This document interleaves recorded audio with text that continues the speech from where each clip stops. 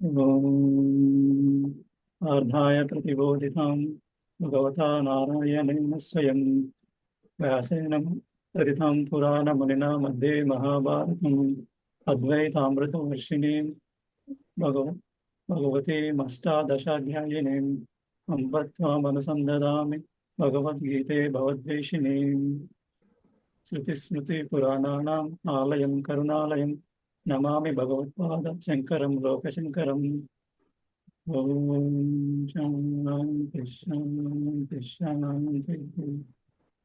हरि ओम्। नमస్తే అండి అందరికీ. నమస్తే మాస్టర్స్.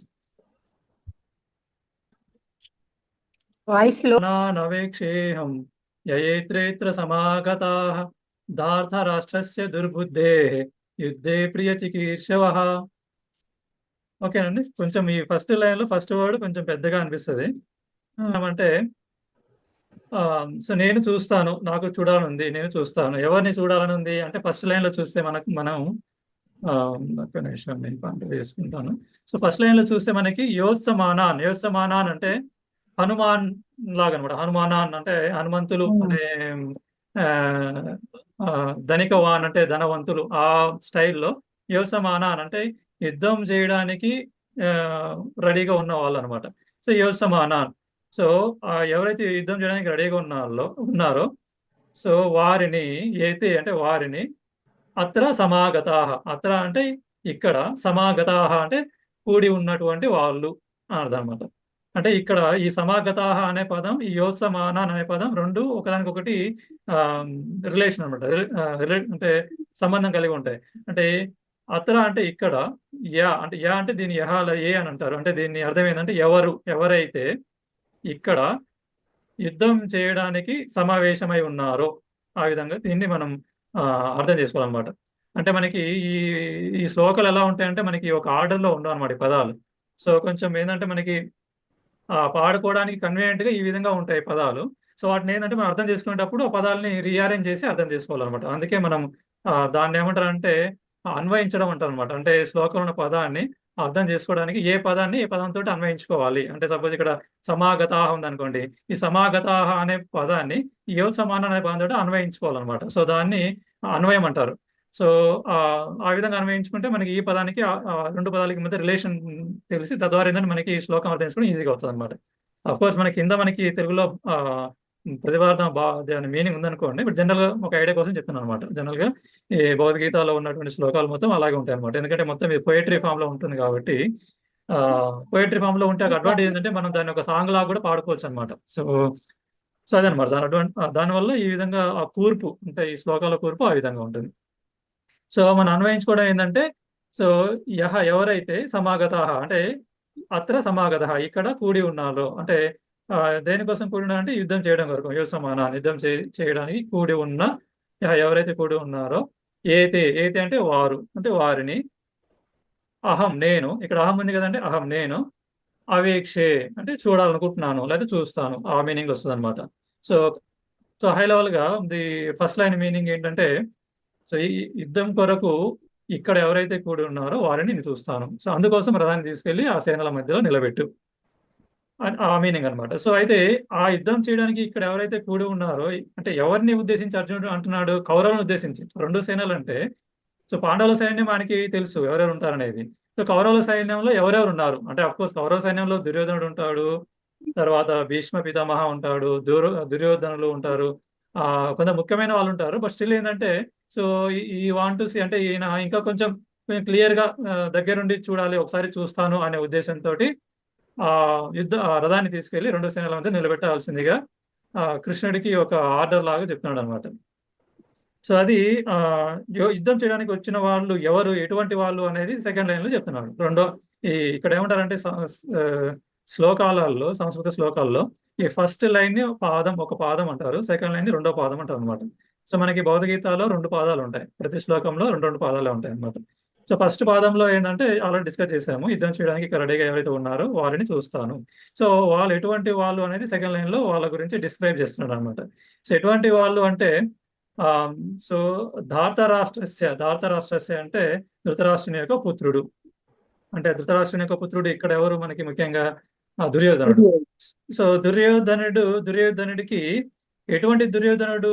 దుర్బుద్ధి, అంటే దుర్బుద్ధి దుర్బుద్ధి. కలిగిన దుర్యోధనుడు అనమాట.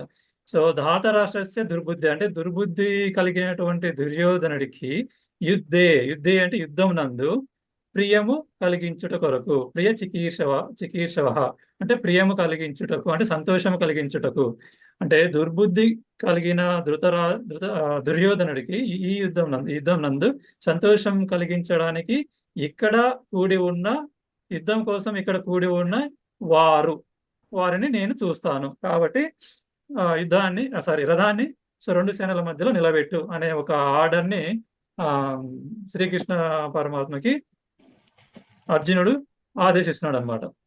సో ఎందుకు ఆదేశిస్తున్నాడు అని అంటామంటే, మనకి ఇక్కడ ఉంది కదా, ఈ ప్రీవియస్ అంతకుముందు శ్లోకంలో ఇక్కడ ఉంది కదా, సేనయో రుభయో మధ్య, అంటే రెండు సేనలు, సేనయో అంటే రెండు, ఉభయో అంటే రెండు అనమాట. సో రెండు సేనల మధ్యలో రథం స్థాపయ, రథాన్ని నిలబెట్టు. సో నిలబెట్టండి అనే అర్థం కాదు, నిలబెట్టు అంటే ఒక ఆర్డర్ పాస్ చేసినట్టు అనమాట, ఒక ఆర్డర్ని పాస్ చేసినట్టుగా చెప్పడం అనమాట. సో ఆ విధంగా ఆ మైండ్ సెట్ తోటి అర్జునుడు మాట్లాడుతున్నాడు అనమాట.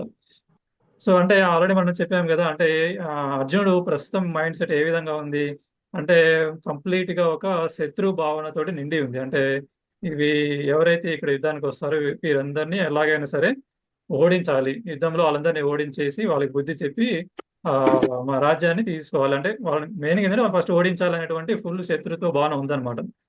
సో అందుకనే ఈ శ్లోకంలో చూస్తే ఏమని తెలుస్తుందంటే మనకి, ఆ సో ఈ దుర్బుద్ధి కలిగిన దుర్యోధనుడికి సంతోషం కలిగించడానికి వచ్చారు కాబట్టి వాళ్ళు కూడా దుర్బుద్ధి కలిగిన వారే అనేటువంటి అభిప్రాయంతో ఉన్నాడనమాట అర్జునుడు. సో నిజానికి సో కౌరవుల సైడ్ వచ్చిన వాళ్ళందరూ దుర్బుద్ధి కలిగిన వాళ్ళు అని అట్లాంటివన్నీ చెప్పడానికి ఏమి లేదనమాట. ఎందుకంటే మనకి భీష్మ పితామహ ఉన్నాడు అనుకోండి, భీష్మ పితామహ అంటే ఆయన సో యుద్ధం చేయాలి కాబట్టి చేస్తున్నాడు అనమాట. సో కౌరవుల సైడ్ ఉన్నాడు, యుద్ధం వచ్చింది చేయాలి కాబట్టి చేస్తున్నాడు, అంటే డ్యూటీ కాబట్టి చేస్తున్నాడు అనమాట. కాబట్టి తనకి మనసులో ఉంటుంది, సో ఇది అధర్మం, మన అధర్మం సైడ్ ఉన్నామనేటువంటి ఆలోచన కూడా ఆయనకు ఉంది. బట్ స్టిల్ ఏంటంటే మొదటి నుంచి కౌరవుల సైడ్ ఉంటాడు కాబట్టి వాళ్ళ పక్షాన్ని యుద్ధం చేయాల్సిన పరిస్థితి ఉంది. అంటే కౌరవుల యుద్ధాన్ని మొత్తానికి ఆయన సేనాధిపతి కదా, కాబట్టి సో ఆయన డ్యూటీ ఆయన చేయాలి. సో ఎందుకంటే ఆయన రాజు కాదు, ఆయన రాజు ఎవరు? ధృతరాష్ట్ర మహారాజా, దుర్యోధనుడు, వీళ్ళు రాజుగా చేస్తున్నారు, వాళ్ళు డిసైడ్ చేస్తున్నారు యుద్ధం చేయాలా వద్దని చెప్పి. సో వాళ్ళు డిసైడ్ చేశారు కాబట్టి ఇంకా సేనాపతి ఖచ్చితంగా వాళ్ళు చెప్పిన దాన్ని వినాల్సింది అనమాట. సో ఆ పరిస్థితిలో యుద్ధంలో ఉన్నారు తప్పిస్తే వాళ్ళేం దుర్బుద్ధి కలిగిన వాళ్ళు కాదు. ఆ విధంగా పితామహులాగా ఇంకా చాలా మంది ఉన్నారనమాట వాళ్ళ సైన్యంలో. సో కానీ అర్జునుడి యొక్క ఆలోచన ఎట్లుంది, సో ఇంకా అందరినీ దుర్బుద్ధి కలిగిన వాళ్ళే అనేటువంటి భావన ఆయన మనసులో నిండా నింపుకొని ఉన్నాడు అనమాట. సో అంటే ఇది మనం రియల్ లైఫ్ లో కూడా ఆలోచిస్తే, మనం ఏదైనా ఒక ఎవరితోటైనా మాట్లాడుతున్నాం అనుకోండి, అంటే మనతోటి 4-5తో మాట్లాడుతున్నాం, ఒక కొంచెం కోపంతో మాట్లాడుతున్నాం అనుకోండి, అంటే సో మనం ఎలా చూస్తాము, అవతల ఉన్న వాళ్ళు 4-5 తోటి ఉంటే వాళ్ళందరినీ కూడా ఈ అంటే మనకి ఆపోజిట్ అనే ఆలోచన చూస్తాం అనమాట. అంటే సపోజ్ ఎలాగంటే, మనం సపోజ్ ఎవరితోటన్నా ఒక పక్షాన ఉన్నాం అనుకోండి, సపోజ్ అంటే ఆ పర్సన్ యొక్క పరిస్థితి తెలియదు, అంటే ఆ పర్సన్ ఎలాంటి వాడు అనే పరిస్థితి తెలియక మనము కొంతకాలం ఆ పర్సన్ తోటి ఉంటాం అనమాట. సో ఉన్న తర్వాత ఏదన్నా తర్వాత తెలిసింది అనుకోండి, తర్వాత మనం పక్కకి మనం సో లింక్ డిస్కనెక్ట్ చేసుకుని మనం పక్కకి వెళ్ళిపోతాం అనమాట. బట్ ఏంటంటే అప్పటికి అతనితో ఉన్న రోజులు ఎట్లా ఉంటుందంటే, so is a negative thought person, అంటే దుర్బుద్ధి కలిగిన మనిషితోటి ఉన్నటువంటి ఆ నింద అయితే మన మీద పడుతుంది అనమాట. బట్ స్టిల్ మనకి దుర్బుద్ధి ఏమి ఉండదు. బట్ ఏంటంటే మనం ఆ మంచివాడనే ఉద్దేశంతో ఆ పర్సన్ తోటి ఉండడం వల్ల మనకి ఆ నింద కూడా వచ్చే అవకాశం ఉంటుంది అనమాట జనరల్ గా. సో కాబట్టి అంటే ఇక్కడ మనం తీసుకోవాల్సిన మెసేజ్ ఏంటంటే, సో అవతల వాళ్ళు ఎటువంటి వాళ్ళైనా సరే మనం ఒక పాజిటివ్ మైండ్ సెట్ తోటి మనం వాళ్ళతోటి డీల్ చేయడం, మాట్లాడడం కానీ ఏదైనా చేయడం కానీ, అంటే అందరినీ ఒకే ఘాటిన కట్టుద్దని అంటారు కదా. సో అటువంటి ఆలోచన చేయొద్దు అనే మెసేజ్ మనం ఈ శ్లోకం నుంచి తీసుకోవచ్చు అనమాట. తర్వాత మళ్ళీ అందరం కలిసి చదువుదాం. సంజయ ఉవాచ ఏవముక్తో హృషీకేశో గూఢాకేశేన భారత సేనయోరుభయోర్మధ్యే స్థాపయిత్వ రథోత్తమం. తర్వాత 25వ శ్లోకం కూడా చదువుతున్నాను. భీష్మద్రోణ ప్రముఖతః సర్వేషాం చ మహీక్షితాం ఉవాచ పార్థ పశ్యతాన్ సమవేతాన్ కురునితి. సరే అండి, మళ్ళీ ఒకసారి చూద్దాం అందరం. స్టార్ట్ చేద్దాము సంజయ్ ఉవాచ దగ్గర నుంచి. సంజయ ఉవాచ ఏవముక్తో హృషీకేశో గుడాకేశేన భారత సేనయోరుభయోర్मध्ये స్థాపయిత్వా రథోత్తమం భీష్మద్రోణ ప్రముఖతః సర్వేషాం చ మహీక్షితాం ఉవాచ పార్థ పశ్యేతాన్ సమవేతాన్ కురునితి. ఓకే అండి, వినపడుతుంది కదా అందరికి? నా వాయిస్ బ్రేక్ అవుతుందా?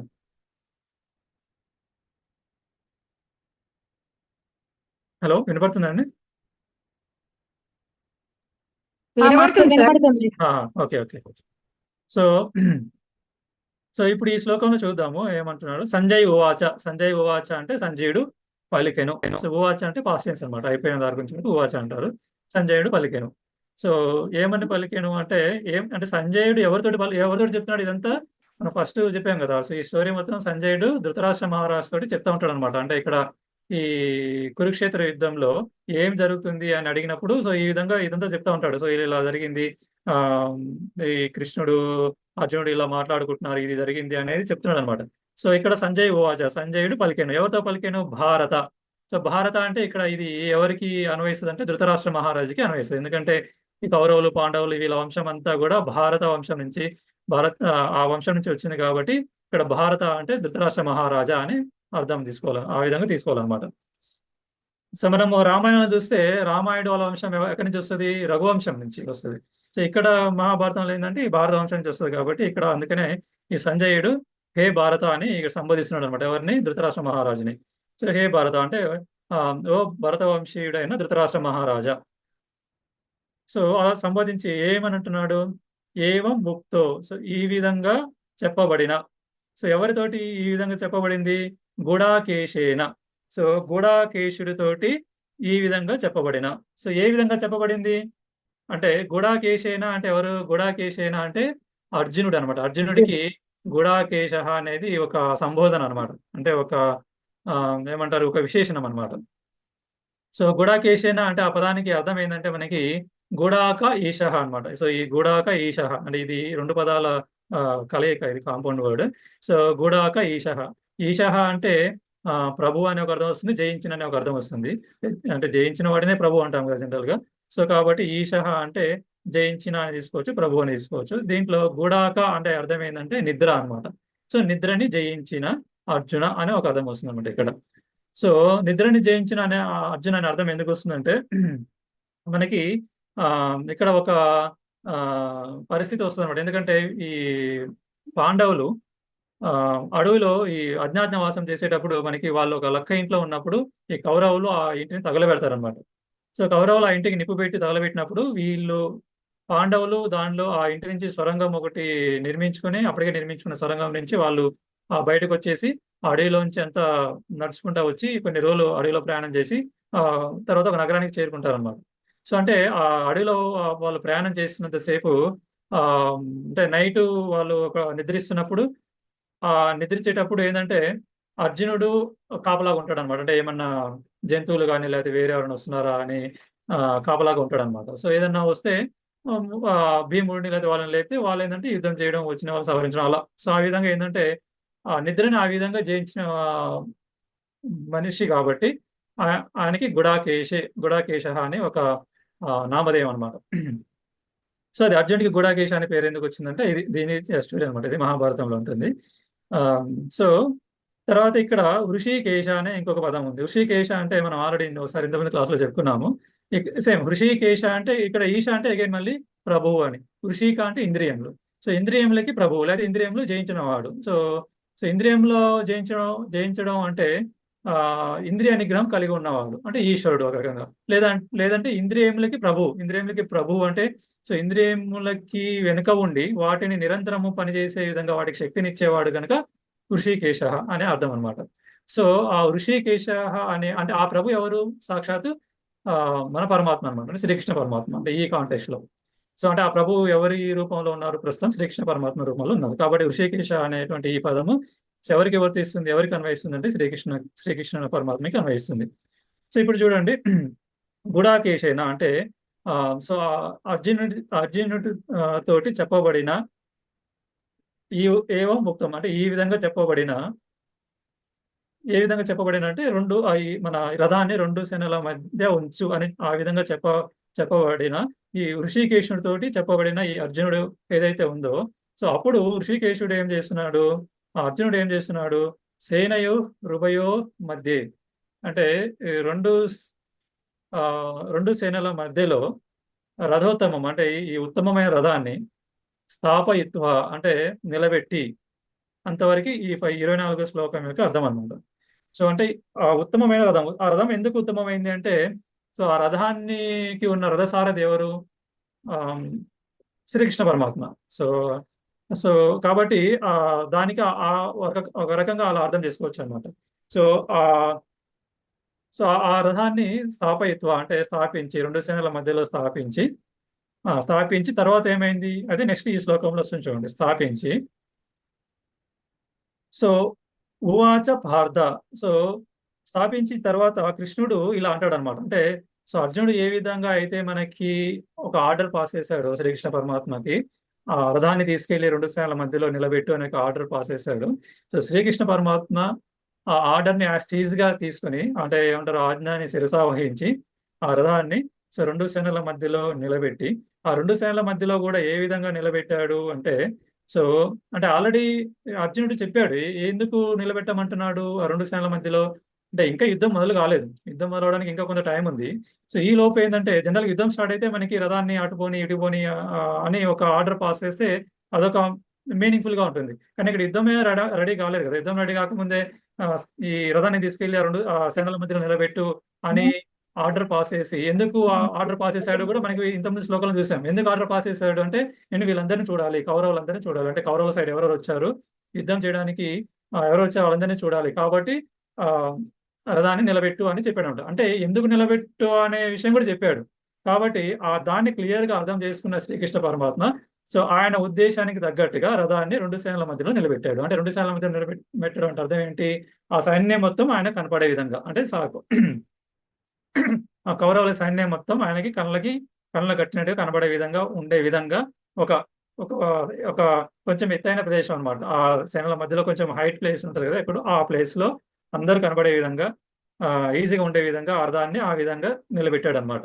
అంటే ఆయన ఇట్లా ఒక సైడ్ ఇట్లా చూస్తే మొత్తం అందరు కనబడే విధంగా ఏది అడ్డు రాకుండా, అంటే రథం అడ్డు రాకుండా, రథం ముందున్న గుర్రాలు, డ్రైవరు లేదా కృష్ణ పరమాత్మ వీళ్ళెవరు అడ్డు రాకుండా ఉండే విధంగా సో పర్ఫెక్ట్ గా అనమాట. అంటే ఎందుకంటే మరి అదే కదా, మరి మనకి డ్రైవర్ డ్యూటీ శ్రీకృష్ణ పరమాత్మ చేస్తున్నాడు కాబట్టి, అర్జునుడు మాస్టర్ ప్లేస్ లో ఉన్నాడు కాబట్టి అర్జునుడు ఇచ్చిన ఆర్డర్ ని యాజ్ టీజ్ గా పర్ఫెక్ట్ గా ఫాలో అయ్యి రథాన్ని నిలబెట్టి, అప్పుడు ఏమంటున్నాడు శ్రీకృష్ణ పరమాత్మ అర్జునుడి తోటి అంటే, భీష్మ ద్రోణ ప్రముఖత అంటే భీష్మ పితామహ, తర్వాత ద్రోణాచార్య ప్రముఖులు, సర్వేషాం చ మహీక్షితాం అంటే సో మిగతా రాజులు అందరూ, సో అంటే ఆ రథాన్ని సో భీష్మ ద్రోణులు వారి మధ్య అంటే వారు అంటే వారికి ఎదురుగా, అంటే వారు కనపడే విధంగా వారికి ఎదురుగా, మరియు సర్వేషాం మహీక్షితాం సో అందరి మిగతా రాజులు ఉంటారు కదా మన దుర్యోధన సైన్యంలో, కౌరవ సైన్యంలో ఆయనకు సపోర్ట్ యుద్ధం చేయడానికి వచ్చిన వాళ్ళు, సో వారికి ఎదురుగా, సో వీరందరికి ఎదురుగా అంటే అందరికి కనపడే విధంగా సో స్థాపయిత్వ రథాన్ని నిలబెట్టి, ఉవాచ పలికెను, సో ఏమని పలికెను, పార్థ అంటే ఇది మళ్ళీ అర్జునుడికి ఇంకొక విశేషణం అనమాట. అంటే అర్జునుడిని పార్థ అని కూడా పిలుస్తారు, ఎందుకంటే పార్థ అంటే పృథివీ తనయుడు, పృథివీ యొక్క కుమారుడు కాబట్టి పార్థ. సో అంటే కుంతి పుత్రుడు కదా, కుంతికి మరొక పేరు పృథివీ పార్థ అన్నమాట. అంటే కుంతికి మరో పేరు పృథివీ, అంటే పృథివీ పుత్రే కాబట్టి ఆమెకి పార్థ అనమాట. సో ఆమె పుత్రుడు కాబట్టి అర్జునుడిని పార్థ అని ఇక్కడ సంబోధిస్తున్నాడు అనమాట. సో హే పార్థ అంటే ఓ అర్జున, సో పశ్య ఏతాన్, సో పశ్య అంటే చూడుము, ఏతాన్ వీరిని, సో ఎటువంటి వీరు సమావేతాన్ కురూనితి. సో కురూన్ ఇతి, కురూన్ అంటే కౌరవులు, ఇతి అంటే సో ఇక్కడ. సో సో ఈ విధంగా ఇక్కడ ఇది సమావేతాన్ అంటే ఇక్కడ. సో ఇక్కడ ఉన్నటువంటి ఈ కౌరవులందరినీ చూడుము అంటే అంటే రథాన్ని నిలబెట్టాడు కదా, ఇంక రథాన్ని నిలబెట్టడం అయిపోయింది. సో నేను రథాన్ని నిలబెట్టాను అయిపోయింది కాబట్టి ఇంకా నువ్వు సో నీ ఆజ్ఞ ప్రకారం రథాన్ని ఇక్కడ నిలబెట్టాను. సో కాబట్టి నువ్వు ఇక్కడ ఉన్న వీరందరినీ సో జాగ్రత్తగా చూడు అని చెప్తున్నాను. అంటే ఇంకా డ్యూటీ అయిపోయింది కాబట్టి రిప్లై చేస్తున్నాను అర్జున్కి. సో అది ఈ శ్లోకం యొక్క అర్థం అనమాట. సో ఈ శ్లోకం నుంచి మనము తీసుకోవాల్సినటువంటి మెసేజ్ ఏంటంటే మనకి సో ఇక్కడ ఆర్డర్ ఎవరు పాస్ చేశారు మనకి? అర్జునుడు పాస్ చేశాడు. ఆర్డర్ని ఎవరు ఫాలో అయ్యారు? శ్రీకృష్ణుడు ఫాలో అయ్యాడు అనమాట. అంటే భక్తుడు ఆర్డర్ పాస్ చేస్తే భగవంతుడు ఫాలో అయ్యాడు అనమాట. సో అంటే మనకి సో ఇటువంటి రకమైన సిచ్యువేషన్ మనకి చాలా వేరే రేర్గా కనబడుతుంది అనమాట. అంటే మనకి చాలా వేరే ఎక్కడ శాస్త్రాల్లో ఎక్కడ కూడా ఇటువంటిది కనపడదు మనకి. ఈ భగవద్గీతలో అంటే ఈ ఒక్క చోటే మనకి మానవుడు ఆర్డర్ పాస్ చేయడం, సో మాధవుడు దానిని పాటించడం అనమాట. సో అటువంటి పరిస్థితి అనమాట. అంటే సో దీన్ని బట్టి ఏ విధంగా అర్థం చేసుకోవాలి అంటారంటే, సో ఒక్కోసారి మనము ఒక స్థాయిలో ఉన్నాం అనుకోండి, రియల్ లైఫ్లో మనం ఒక స్థాయిలో ఉంటాము. సో మనం ఒక స్థాయిలో ఉన్నా కూడా సో మనకంటే కింది వారు, లేకపోతే మనకంటే కొంచెం ఆలోచన తక్కువ ఉన్నవారు ఎవరైతే ఉన్నారో సో వాళ్ళు ఈ ఒక ఆర్డర్ పాస్ చేసినప్పుడు మనం దాన్ని ఏ విధంగా తీసుకుంటాం అనేది దీని ద్వారా మనము తీసుకోవాల్సినటువంటి మెసేజ్ అనమాట. సో అటువంటి వాళ్ళు ఆర్డర్ పాస్ చేసినా కూడా మనం ఏంటంటే దాన్ని పాజిటివ్గా తీసుకుంటామా, లేకపోతే ఒక నెగిటివ్గా తీసుకుంటామా? ఏంటి సో నువ్వు సబార్డినేట్ కదా, అంటే తక్కువ క్యాడర్ పర్సన్, లేకపోతే నాకంటే జ్ఞానం తక్కువ ఉన్న పర్సన్, సో నువ్వు ఆర్డర్ పాస్ చేస్తే నేను తీసుకోవడం ఏంటి అనేటువంటి ఒక సుపీరియారిటీ కాంప్లెక్స్ లేకుండా కూడా ఒక ఏమంటారు ఒక దయా గుణం అని కానివ్వండి, లేకపోతే ఒక పాజిటివ్ మైండ్ సెట్ తోటి, అంటే ఒక ఓపెన్ మైండ్, ఒక ఉదార భావంతో సో దాన్ని వాళ్ళు చెప్పినటువంటి ఆర్డర్ని తీసుకొని సో దాన్ని మనము వాళ్ళకి అనుగుణంగా చేయడం అనమాట. సో సో ఆ విధంగా మనము ఇక్కడ దాన్ని మనం తీసుకోవచ్చు. అంటే ఆ విధంగా ఈ శ్లోకం నుంచి ఆ మెసేజ్ తీసుకోవచ్చు అనమాట. సో అది మనము దీని నుంచి తీసుకోవాల్సిన మెసేజ్. సో ఇక్కడ మనకి ఇంకొకటి ఒక చిన్న విషయం ఏంటంటే మనము గుర్తుంచుకోవాల్సింది కూడా సో మనకి జనరల్గా సొసైటీలో ఎలా ఉంటుందంటే మనకి శ్రీకృష్ణుడు అంటే మనం జనరల్గా చాలా మంది ఏమనుకుంటారంటే శ్రీకృష్ణుడు మామూలుగా వేణుగానం చేశాడు, లేకపోతే ఇట్లా గోపికలతో ఇట్లా డాన్సులు ఇవన్నీ ఇదంతా అని చాలా మనకి రకరకాలుగా వినపడుతూ ఉంటాయి కదా మనకి జనరల్గా. సో మనకి జనరల్గా మనము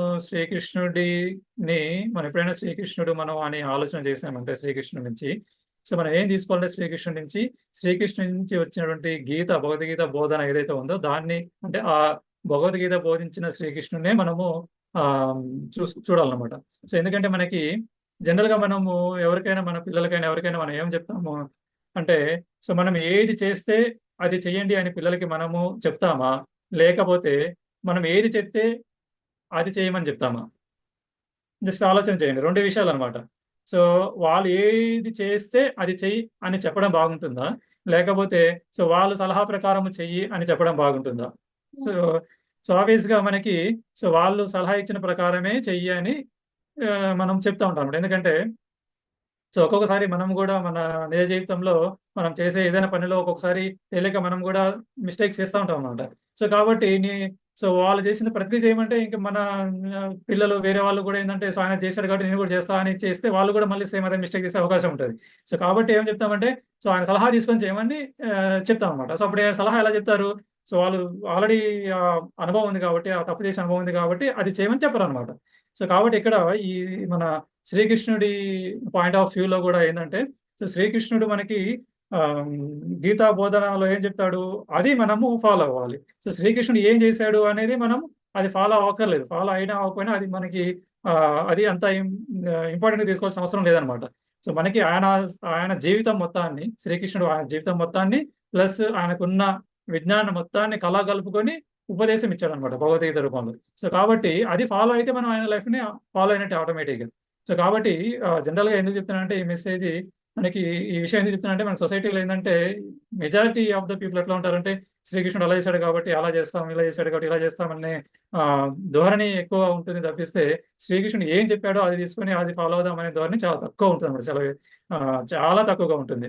సో, అదొకటి మనం ఒకసారి ఆహ్, గుర్తుంచుకోవాలనేది ఆ పాయింట్ ఆఫ్ వ్యూలో నేనది ఒకసారి చెప్తున్నానన్నమాట ఆ విషయం.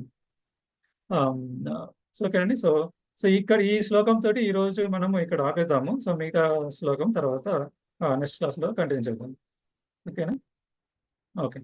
ఓం ఓం శాంతి శాంతి శాంతి. హరి ఓం. శ్రీకృష్ణార్పణమస్తు. Okay master.